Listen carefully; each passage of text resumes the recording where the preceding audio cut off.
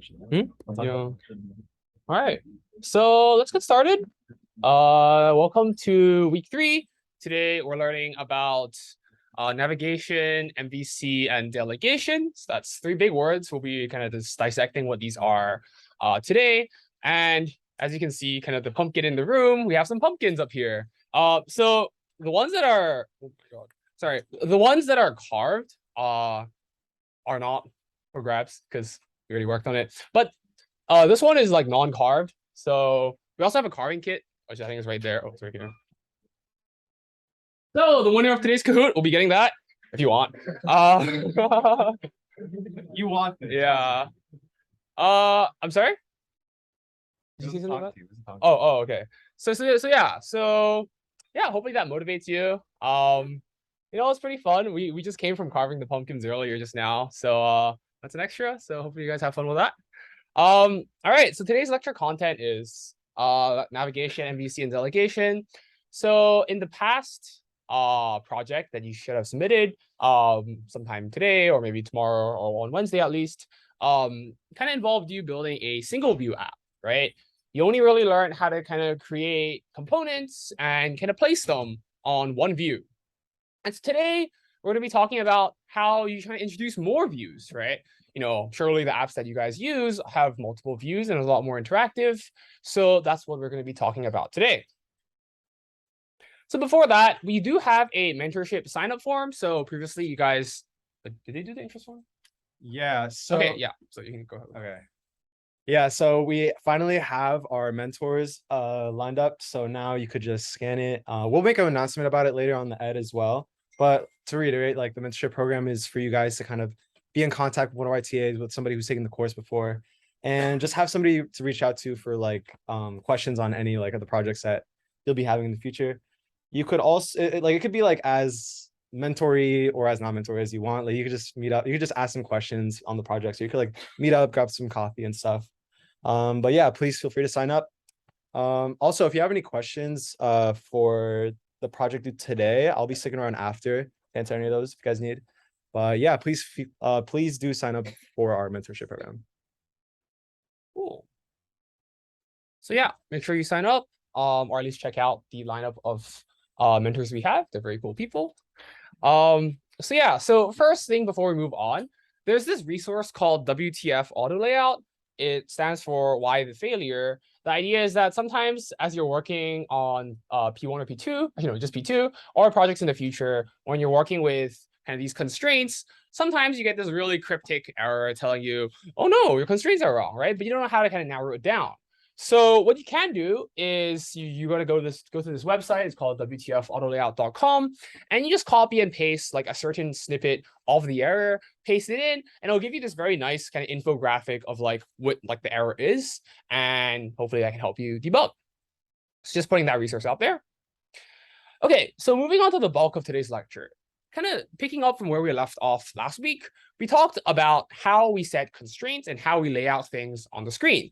And what we taught you guys was this thing called auto layout constraint, right? And this is a very pictorial representation of what's going on. The idea is that you create these components and you just like place them on the screen and you add them to the subview, et cetera, et cetera. But that's one way of doing it, right? That's called programmatic, like a programmatic approach, because you're writing code and what you write is reflected in the app.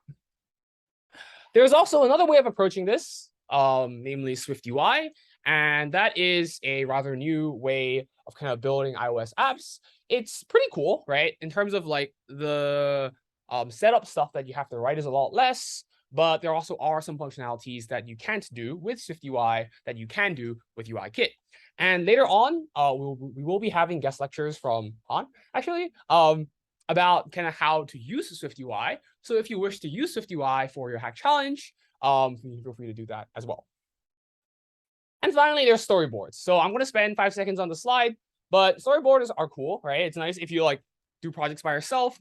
But when you start working with people, kind of using GitHub, having version control, it becomes an absolute nightmare, right? You kind of like move something 1 pixel to the right, and you get like 10,000 lines of change, and you're like, what is going on, right?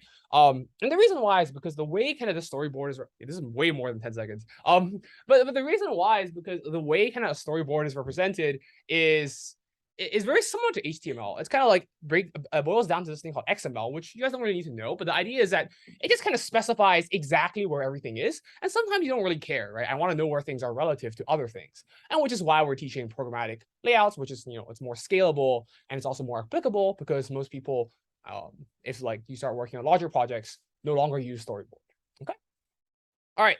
So the bulk of today's lecture is about how we create these multi-view apps. The first one is this thing called a navigation controller. So I'm going to have you guys take out your phones and go to the settings app. I'm going to do that as well. And when you open the settings app, and let's say you go to general, right? You see how kind of the what you see slides in from the right, right? Let's pick something else. Let's go to date and time, for example. That's a bad example. Which one of these has a lot of stuff? Okay, about. Let's go to about, right? And so, again, what we see, right? We see this animation kind of slide in from right to left. And it feels as if we're kind of just stacking views on top of each other, right? And this is what I kind of want to transition into. This is called a UI, or like it's kind of built upon what we call a UI navigation controller. And we think of it as a navigation stack. Now, for those who are familiar with kind of data structures, the word stack should hopefully ring a bell of like pop, add left, kind of O1 insertion, like stuff like that, right? But if all everything I mentioned just now does not kind of doesn't kind of like make a lot of sense, you can think of it as like pancakes, right? Like when you have a pancake and you're stacking pancakes, right? You put, like, say you're cooking pancakes, and you put the pancake on top on the empty plate, sure. The next pancake goes on top, and the pancake after that goes on the top. So you want to eat the pancake. How do you eat it? Well, you take the one from the top, right? You can't just like kind of take the one from the bottom and like slide it out, right? You have to kind of add things to the top and remove things from the top. And that's the idea of a stack, right? You add things, go on the top, and the first thing you remove is the last thing you added, right? So as you move on to your CS careers, you hear this thing called FIFO, LIFO, Lilo, or whatever. But the idea is that you can think of it like, I don't really like to think of it like these acronyms. Just think of it as a pancake stack, right? You add to the top, you remove from the top. The first thing you add is the first thing you remove, right? Okay. So that's a navigation controller. And what's kind of going on there is you're adding these views as like kind of pancakes, right? You're adding them one on top of each other. And so if you're still on the Abouts page, and if you go into the top left corner, there is this kind of arrow pointing back to general. You click on it and you kind of slide back, right? It's kind of like you removing and eating the pancake, and you click settings and it brings you back to kind of the home settings view controller. So how do we achieve that? This is kind of like the bare bones of what's going on here, right? So this line hopefully is familiar. You've learned how to kind of create a view controller for the first project, and you can add things to this view controller for the second project. But these two lines should be new, right? You shouldn't have seen what we call a navigation controller because this is what we're introducing today. And the idea is it's kind of this housing, right? It's like this parent housing where you just add more view controllers on top of it, right? It's like this larger structure. And the way you can add these pancakes to the stack is, you call it the navigation controller and you push whatever view controller you want onto this stack, right? So the navigation controller is kind of this pancake holder, and each of these view controllers are just your slices of pancakes. Now, you don't have to worry too much about why this is an optional, but it has to do with sometimes like it's not initialized, sometimes it's not there, sometimes somebody removed it. For the sake of like today's lecture, just remember to add, or like, sorry, for the sake of tomorrow on Wednesday's demo, just remember to add this optional because otherwise your code wouldn't compile. And the idea is that one thing I want to mention is when you add the pancake or the view controller to the stack, you need to specify what you're adding, right? And that makes sense because, say you have a bunch of view controllers, you're like, which one am I going to add, right? But when you remove them, or the technical term is popping the view controller, you don't have to specify. And the reason why is because when you pop a view controller, you always remove the one on the top, right? Just like how you have a stack of pancakes, you always eat the one on the top. Hopefully you do, right? So yeah, and the second argument is kind of just like whether or not you want to be animated. And the reason why I had you guys all pull out your phones was just for you to see this animation in action, right? What's kind of going on there is it's like sliding from right to left. And when you click back, it slides from left to right, right? And that's kind of built. It's given to you, right? If you use a navigation controller, all that animation is just for free, which is nice. Okay. So this is the example that I was going to show you, but I realized that it's not very interactive, which is why I had you pull out your phones. But hope you've already seen what it looks like, right? So I'm just going to skip over this. And kind of what's going on under the hood, right? The idea is that you have this parent housing of a navigation controller, right? And so like you guys don't have to know like all these terms are just yet, but you can just think of like, I think this view, right, is very helpful because it helps you visualize what's going on in this navigation controller, right? You have these stack of views and you add it, it slides in from right to left, you remove it, it slides out from left to right. And there's also some other stuff. So like if you notice from the settings app I had you pull up, there's some things on the bottom, right? And that's kind of like the toolbar. The things on the top, that's a navigation bar. You don't have to worry too much about that. But if you're curious, you can just search it up in the Apple documentation, and there's a bunch of really cool properties that you can mess around with to kind of achieve a certain visual effect. Okay. So that's a navigation controller, and that's kind of a stack. Another option we have is a modal presentation. And so I was actually trying to find an example for this on my phone, and I couldn't find one in the past 5 minutes. But I think the closest one to it is if you go to clock, right? So this is a little convoluted, but if you go to clock and you go to world clock and you try adding a new clock, you see how the animation is a little different, right? You see, instead of having this new controller push from right to left, we have this kind of like view controller-esque thing slide in from bottom to top, right? And that's the next thing I want to talk about today. That is called a modal presentation. And the idea is that instead of having this stack of like view controllers, right, you have this strict order, and when you pop things, the thing must get removed from the top. A modal presentation is a lot less strict, right? The idea is that when I want a new view controller to appear somewhere, I just call the present function and I present this view controller. And the way it just looks like that, right? It slides in from bottom to top, and that's like the default implementation of what it looks like. Do I have a, I do, okay. So it looks something like this, right? You click on it, it slides in from bottom to top. And notice how what I showed you, like what you're seeing here is a little different from the clock. Oh, sorry. It's a little different from the clock example that I had you try on your phone. And that's intentional because, sometimes a lot of people think that the navigation controller and the modal presentation, the key difference is that the navigation controller is full screen and the modal presentation is not, right? So by default, the modal presentation is kind of like half the screen, right? And in the example of the clock, it's like most of the screen, but it doesn't cover the full screen. But in this example, you see it does cover the full screen, right? So that's something you can configure, right? And that's something that you can configure by overriding certain properties of the present function. But that is a little advanced, and you can feel free to look into that. The key difference I just want to highlight is that we have the navigation controller with a stack of views, right? And you have these built-in animations sliding from right to left and left to right. And you also have this built-in back button for the navigation controller. With the modal presentation, you have a lot less, but you do also have some form of animation, right? You see it slides in from bottom to top, and when you kind of like remove it, you can like slide it down, and that kind of gets removed, right?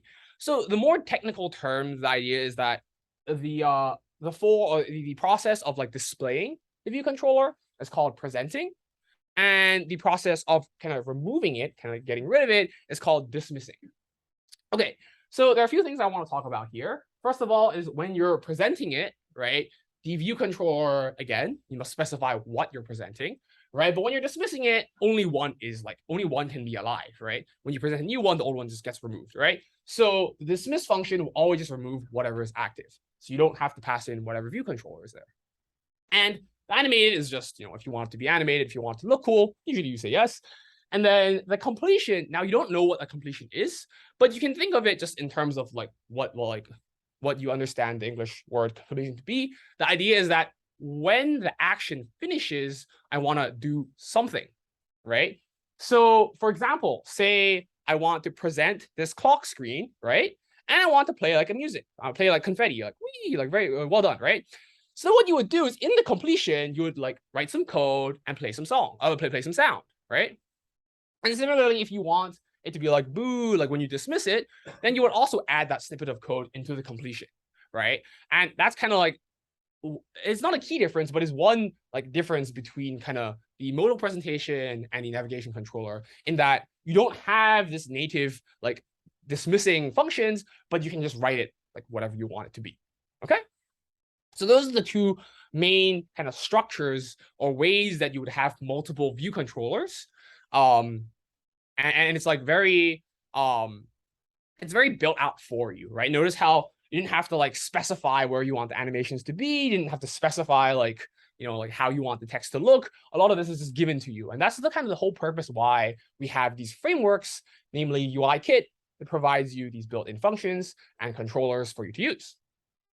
Okay, so before I move on, any questions about these two kind of composite view controllers or composite, sorry.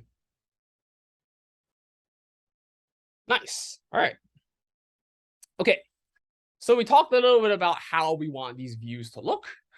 Now, let's take a step back. When we're building apps, right? So for the project right now, we just have just like some data, like the shopping list, right? And you could probably get by just by adding whatever your kind of items are directly into the text view, right? You don't have to store as a variable, you can just shove into the text view, and it probably looks fine. But imagine you had like multiple shopping carts, right? Imagine you had multiple views, multiple shopping carts, and it starts to get really messy, right? You can't like keep track of what goes where. And when you start having multiple view controllers, information starts colliding and it just becomes an absolute mess. So when we're building these apps, we like to follow a certain structure, and this structure helps us kind of separate things in a more clean way so that one, you know what you're doing. Two, if you ask for help, you can get help a lot faster because they know what you're doing just by looking at kind of like the names of your files as well as the general structure of things. So the pattern we like to follow is this thing called MVC. MVC stands for Model View Controller. And kind of like it's pretty self-explanatory in terms of its name. But the idea is that we have kind of data, right? Like, so for example, in the shopping list example, the items in the shopping list, right? The size of the shopping list, maybe like if you decided to like do some of the extra credit, there's like a limit on like how much things you can have in your shopping list, right? Those are specific to the data of your app, right? Like I can have multiple different ways of looking at a shopping list, but the core data, right, is the same across all these apps. That is what we store in the model, right? The model stores data. The model is something that like we can maybe transfer across different apps with different views and view controllers, and it should be fine.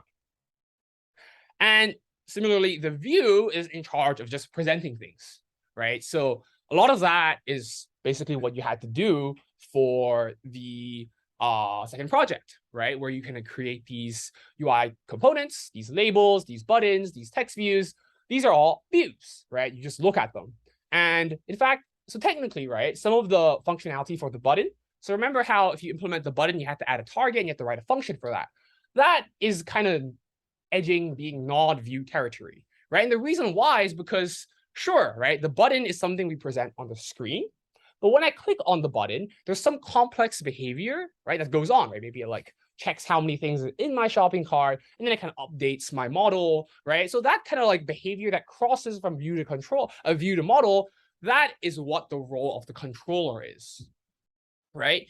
And so the whole point of the controller is so that it can manage kind of a lot of different models or views, and it allows you to kind of have this separation, right? So you don't have like all your data just shoved into your view. And if you want to change, like, for example, from like shopping list to like bucket list, then you have to redo everything, right? Whereas if you kind of had this MVC separation, then you just go to your models file, you change the word shopping to bucket, and then you're done, right?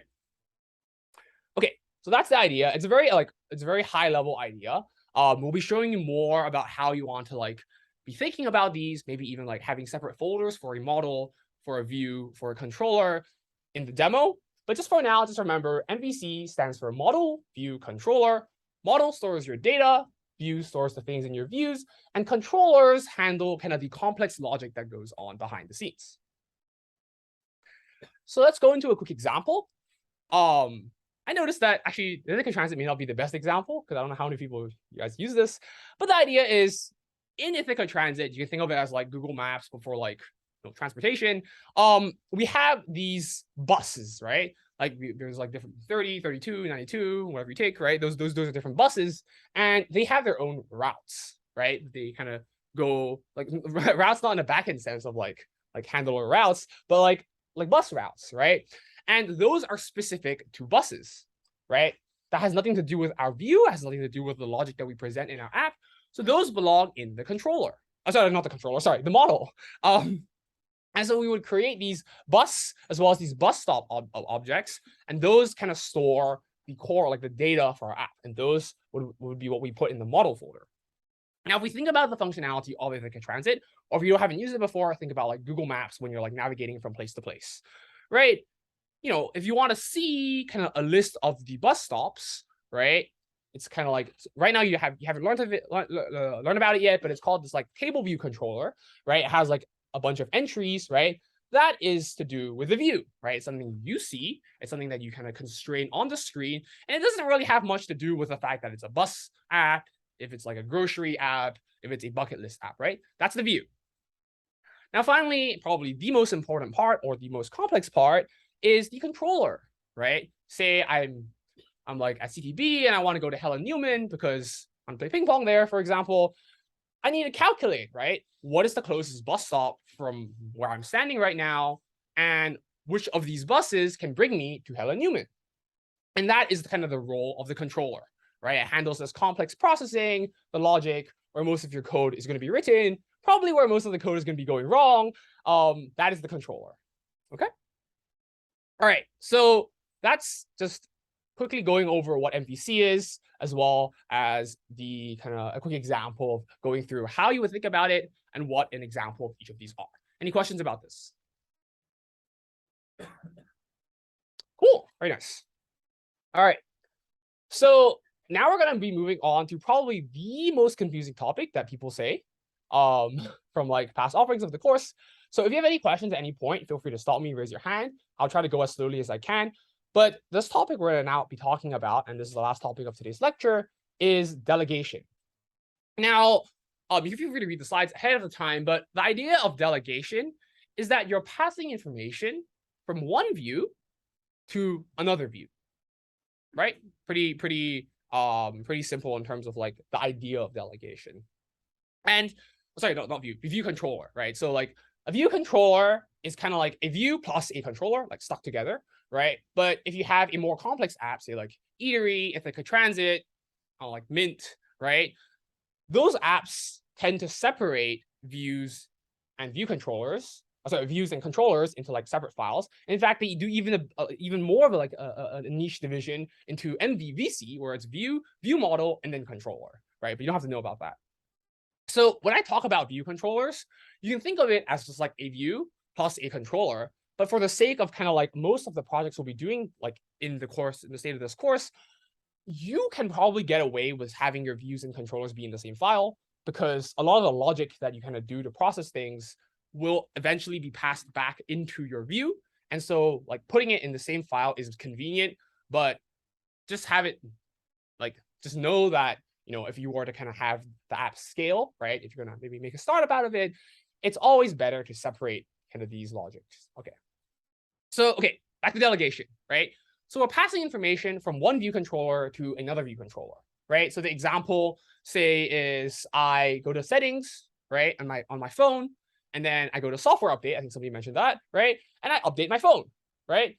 And so by the time when I kind of go back, I want to make sure that the version of my phone is new, right? Because, I move to a different view, I click the button on that view, but I want kind of the information from the second view to be passed back to the first view.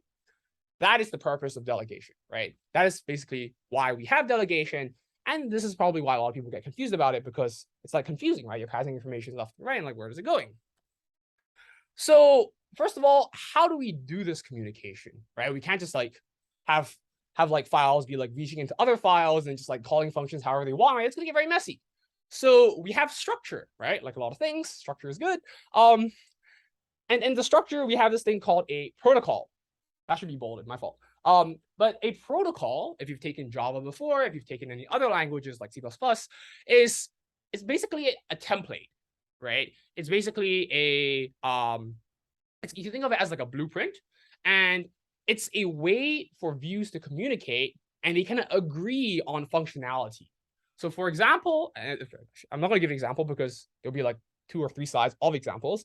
But the idea is that the protocol is a way that we make sure that views that talk to each other actually do understand each other. Okay. So, okay, here's the analogy, right? So a great analogy that I like to give is this idea of a restaurant. So in a restaurant, we would have a chef, and we would have a customer, and kind of the way they communicate is using the menu, right? I can like pull up to some like French restaurant, and then I try to order a McDonald's burger, and the chef looks at me and is like, "What?" Right? And like, that's not gonna work, right? And because the reason why it doesn't work is because I didn't use the menu to talk to him, right? The idea is that if anybody just walks into any restaurant and order whatever they want, it's gonna be chaos, right? And so that's the reason why restaurants have menus, or hopefully that's the reason why restaurants have menus. And that's also the reason why we have protocols, right? The idea is that you have one view, sorry, two views, they decide on the protocol and they communicate through the protocol. Okay, so that's what the menu is. And now there's a little distinction between the chef and the customer. And so, okay, here. So the role of the chef is to make the food, right? And the role of the customer is to kind of order, right? It's kind of like, you can think of like, I'm not saying that the customers are above the chefs, but in the case of like, if this example, the customer is kind of like commanding the chef to do something. All right, so it's like the customer is ordering the chef to do something. So the customer is delegating a task to the chef. So the customer is the delegator, and the chef is the delegate. Okay, so that's like very confusing. I'll say it one more time, right? The customer is the delegator because the customer is kind of like the person doing the ordering, and the person who actually does the cooking, right, is the delegate. The delegate, right? Even I got it wrong. But the customer is the delegator, the chef is the delegate. The delegate is the one doing the work, and the delegator is the person that kind of distributes or assigns the work. Okay. So here's an example in code. I mean, you can take a photo if you want, but like we'll be going through a lot of these examples in the demo. But the purpose of this is not for you to kind of like memorize the syntax. It's just to kind of see the structure, right? We have three distinct pieces, and they correspond to the three separate parts of this communication procedure. The protocol up top in blue is the menu, right? The idea is that, I mean, it's a very boring restaurant, but the only thing that the chef knows how to do is make a burrito, right? So you can't walk in and be like, can you make me like cordon bleu or something, right? And they're like, no, I can only make a burrito. So the idea of the menu is to kind of for them to agree on one, what the chef can do, and two, what the consumer can order. Now, remember how I said the customer is kind of like doing the ordering, right? So they are the delegator, and the delegator would have access to the delegate, right? Because if I want to kind of call a function on the delegate, I better have access to the function, right? If I want to call a function, I don't have access to the function, then I can't call the function. So a good way to think about this is, okay, who is going to be doing the delegating, right? The customer is, which is why the delegate needs to be with the customer, okay? So the customer has this menu delegate, right? And the menu delegate is kind of just like the name we give the protocol. And the idea is that, it's like, it serves as like a menu, right? Okay. And the chef now, in order to be a qualified chef to work at this restaurant, must be able to make the burrito, right? So the chef, being the delegate, must kind of implement the protocol, right? And by implement, it means that the chef must be able to kind of do whatever this function specifies, right? And this kind of goes back to type annotation, right? So over here, I have no types there. Basically means it's like a function that takes in nothing and returns nothing, right? It's probably some type of like print statement or something. And so yeah, you can see, right? The chef here and this kind of notation, right? It's like type annotation, but in the context of this, we call it, we basically say, like, if you were to read this, the chef is implementing the menu delegate protocol, right? It basically is kind of saying the chef is like of type, like we won't say of type, but like if you think about type annotation, it's like of the type of menu delegate, right? And if you're like of that type, you must kind of do the things specified by the type, okay? Any questions by now? I'm trying to go as slow as possible.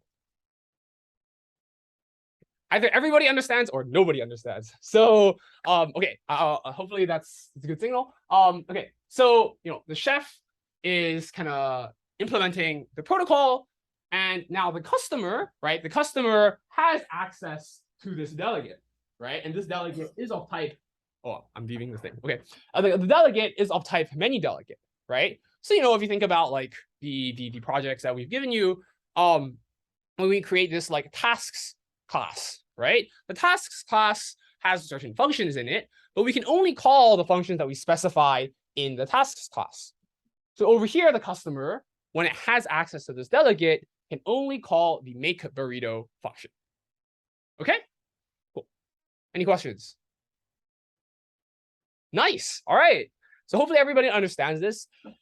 This is a little daunting at first, but when you get used to it, it becomes second nature, right? Like who's the delegator, who's the delegate, what is the protocol, bam, right, done. And a lot of the times, like this, like you would have like a separate delegate for like every functionality, or like every like cluster of functionality for each of your apps. So it's really important that the name of your delegate, right, is kind of representative of what it's supposed to do. So in this example, we say this is a menu delegate, right? So it's like it serves as a menu. And say, for example, we have like a table view delegate, right? That's something we'll be learning about next week. So whatever implements it has to kind of perform the jobs of a table view. Okay. So make sure your names are descriptive. So when somebody looks at it, like the name of the protocol, you kind of generally have an idea of what's going on in the protocol. All right. So this is exactly what I said just now, right? You can have the chef, or like you can have like the customer call the order burrito function because it has access to the delegate. And one last bit of information is that kind of when you when you instantiate or when you create the customer, right? You know, like by default it doesn't have access to a chef, right? So a way that you can kind of give it access to the chef is in the initializer, right? You pass in the delegate. And so when you initialize it, it's like, okay, here's my delegate. I have it stored to variable delegate. And every future kind of access to my customer now has access to this delegate. Okay. So protocols, right? One more time, protocols, blueprint, right? Protocols is the menu. Protocols is the way we communicate from view controller to view controller. It specifies the things a certain kind of delegate can do. And the idea is that usually we just call it like delegate. And sometimes, you know, you want yourself to be the delegate. And we will look at a very good example in demo on Wednesday. But the idea is that you will see this line pretty often. So like this should, by the end of this course, this shouldn't really shock you. And the idea is that when you have access to the delegate, you'd be want to call, you know, the functions of the delegate. Okay. Let me put this away.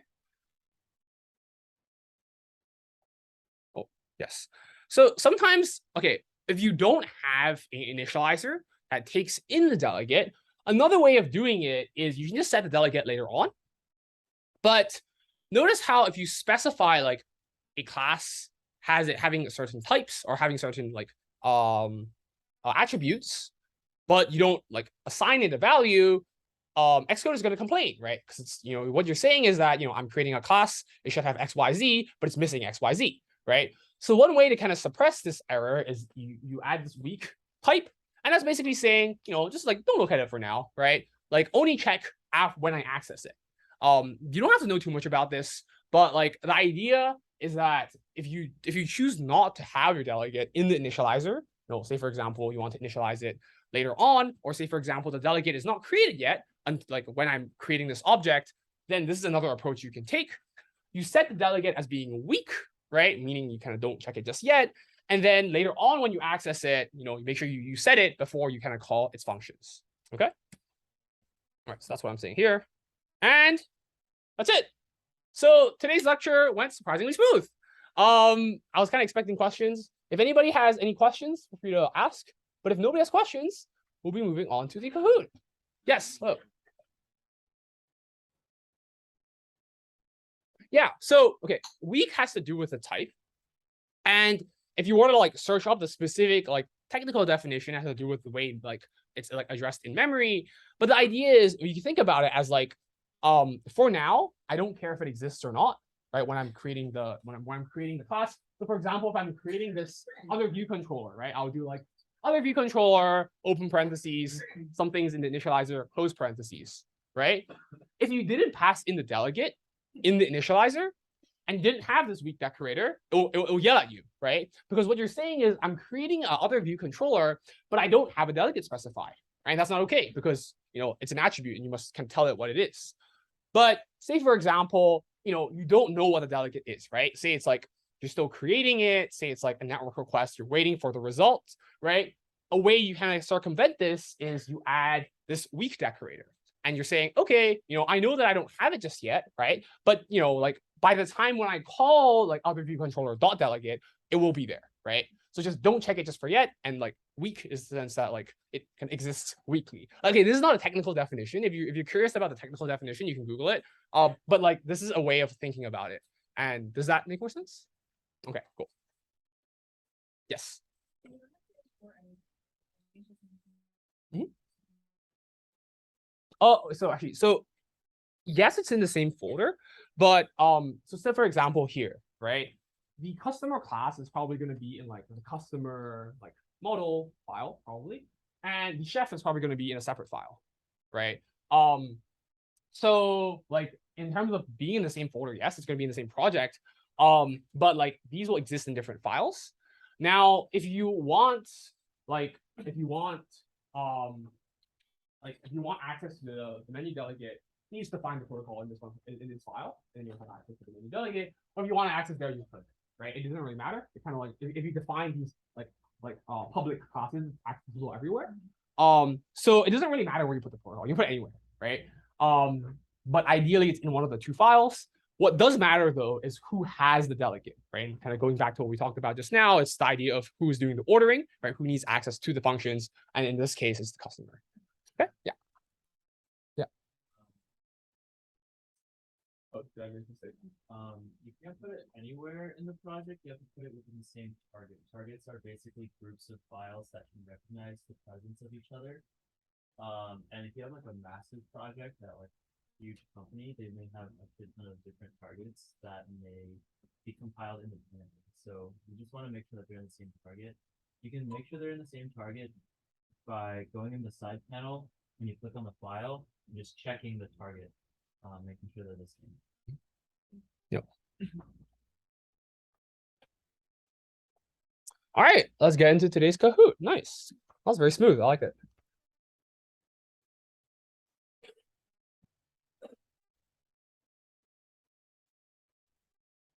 Oh, what? Where'd my Kahoot go?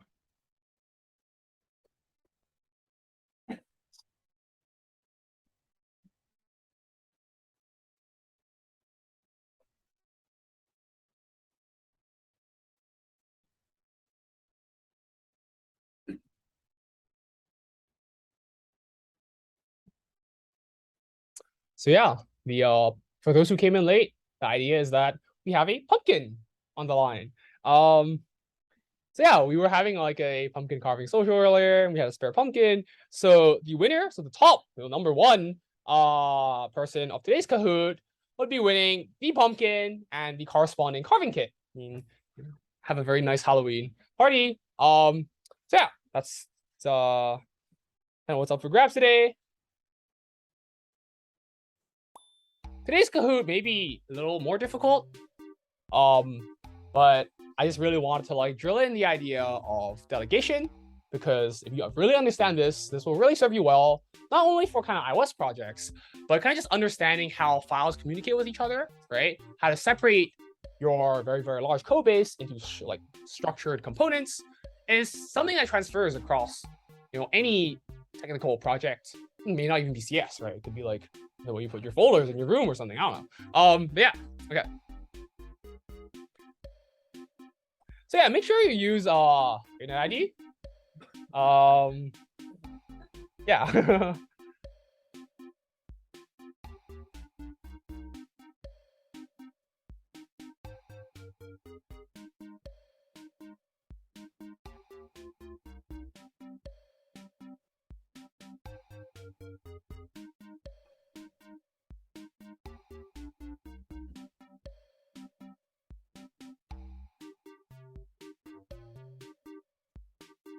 All right, anybody still trying to connect? Sir?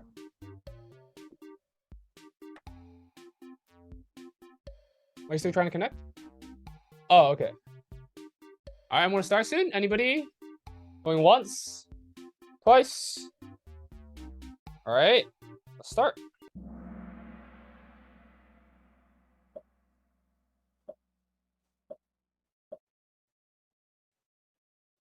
So how do I add a UI view controller to a navigation stack? There's nothing up here. Oh,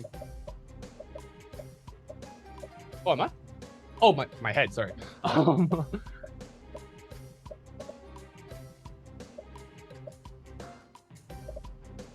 remember, it's a stack, right? Nice. So, okay, what was the more confusing one?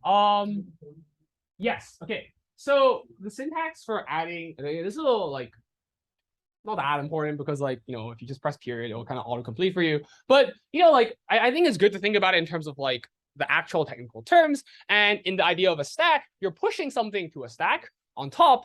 And then when you're removing it, you're popping it off from the top, right? So it's pushing and then it's popping. Okay. And next is another thing. Yeah.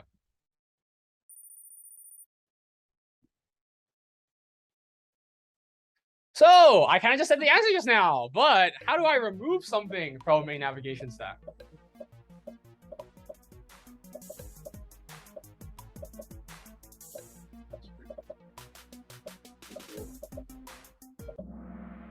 Okay. Oh, so a lot of people just jumped on the first time they saw the word pop, right? So this is a little sneaky here, and I just wanted to stress one thing, right? When you're working with a navigation controller or anything that is all like a stack structure, right? When I'm removing something through a pop operation, I don't have to specify what I'm removing. And the reason why is because the way a stack works, or think about like the pancake stack, right? Is whenever you're removing something, it's always the top element, right? And I mentioned this a couple of times in lecture. Pop, you don't have to specify what you're removing, hence this one. And in that one, the mistake was that you had specified something and this kind of wouldn't compile. All right, BY88, you know, keeping it strong. Okay, Benson, right? Okay. All right. So what does MVC stand for?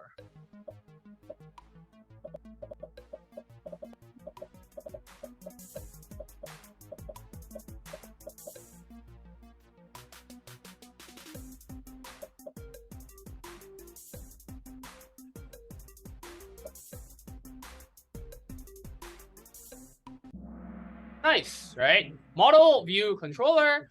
The only kind of like trick I guess I put here was that technically there is a paradigm called MVC, or it's model, view model, and then controller.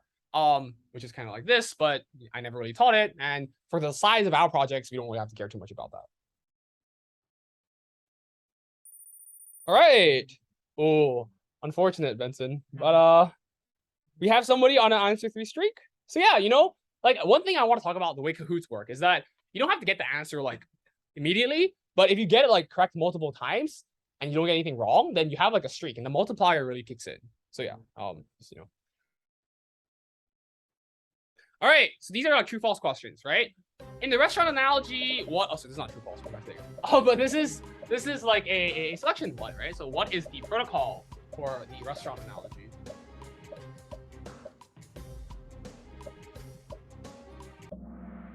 Nice. Everybody got this. Well, mostly everybody got this correct.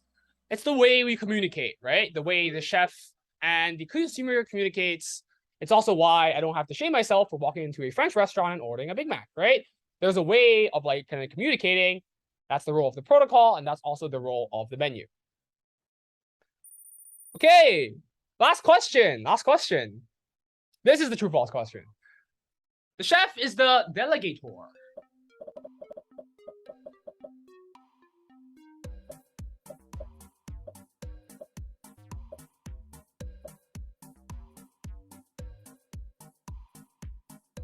I don't know why these images are so small. I swear, like they're pretty big when I put them in, but I mean, I guess it doesn't really matter, but. Oh, okay. So I guess it's a win, right? Most people got this, but just to clarify this one last time, when we kind of have this idea of a delegate and the delegator, the delegate is the one that is doing the work. In the example of this, the chef is doing the work, hence it's the delegate.